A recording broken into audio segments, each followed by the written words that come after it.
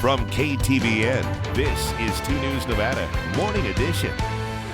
A man has been extradited and booked into the Washoe County Detention Facility in connection to a homicide in Incline Village. What charges he's facing? Coming up.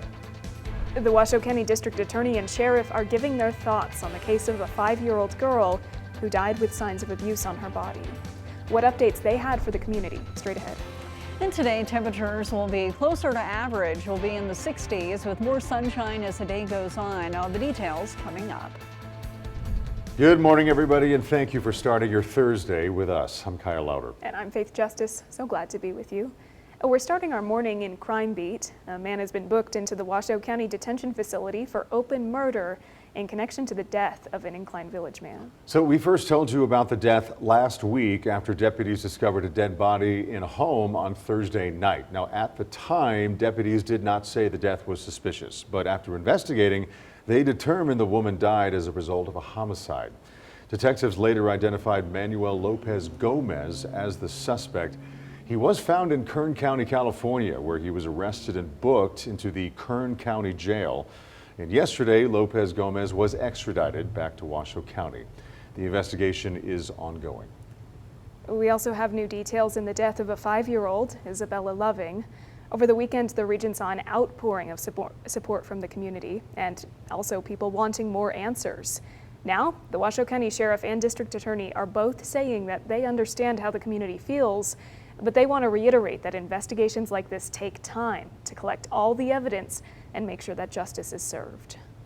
We want to make sure all the evidence is gathered, and once it is, we will do a thorough review, applying it to the relevant law, and make sure that we can hold those responsible accountable. If you're not familiar with this case, the Washoe County Sheriff's Office found Isabella Loving unresponsive in her Cold Springs home, and she died. They found significant signs of physical abuse on her body. Washoe County Sheriff Darren Balaam also released a statement saying in part, quote, "Our detectives continue to work diligently and with unwavering commitment to uncover the full truth and secure justice for Isabella. We're collaborating closely with the District Attorney Chris Hicks and his team to build a strong, evidence-based case for prosecution.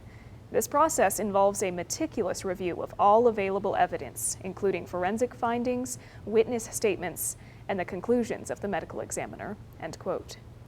The only suspect arrested in the case so far, the father, Nicholas Loving, has a tentative hearing for today, but it could be moved to another date. And 2 sex offenders have been arrested for allegedly violating their registration requirements. Lyon County Sheriff's Office says yesterday morning they arrested 42-year-old Aslan Anthony Worthman and 66-year-old Ricky Lee Wood. Now, Worthman is a Tier 2 offender, while Wood is a Tier 3 offender. Now, they're both facing a felony charge of violating sex offender registration requirements.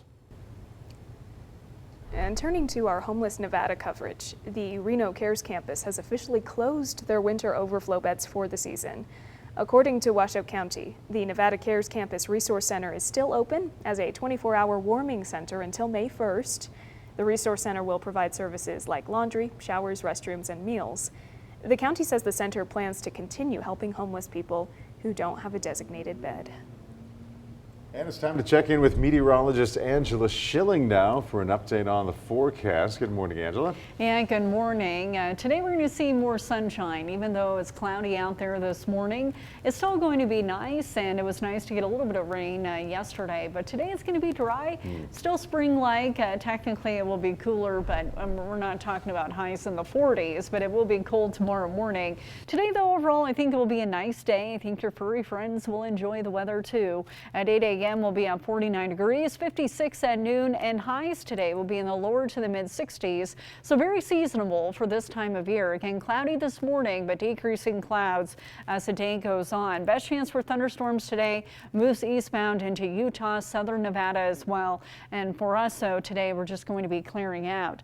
Here's a look at some of the radar estimates for how much rainfall we got. Anything in green would be pockets of heavier rainfall. And notice that mainly is just to the north of I-80. I-80 and closer to Truckee as well. Anything in that dark blue is pretty much only a trace, so not very much. Most of us in Reno didn't get a lot of rainfall out of this yesterday, but east side of Reno, Sparks did get a little bit, but nothing real measurable. As far as this morning, it's dry, but we do have some clouds in place. They're starting to migrate south of I-80, and we have some thicker cloud cover further to the east into Elko as well as into Eureka. But if you look off to the west, we have a huge area of high pressure in place, a really big window of clear skies, and that's what's going to be moving in just in time for the holiday weekend.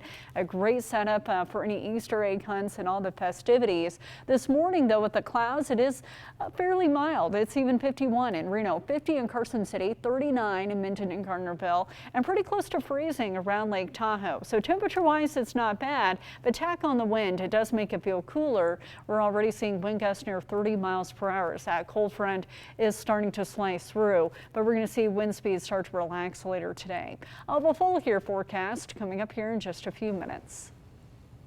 All right, Angela, thank you. A developing story here. We're learning about a crash involving a motorcycle and a car. This happened around 4:20 this morning on Interstate 80 near Patrick.